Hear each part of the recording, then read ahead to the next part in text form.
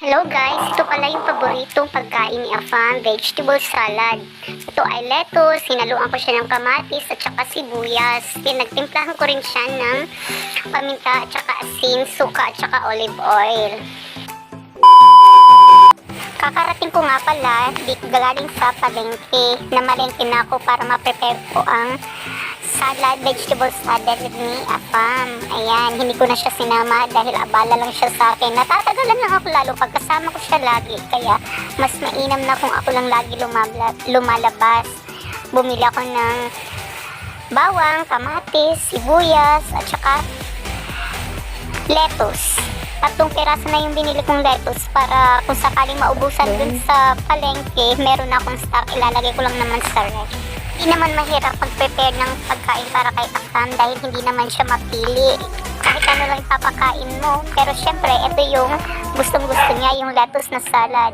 Ayan nga, mapapasabak na naman ako sa sibuyas.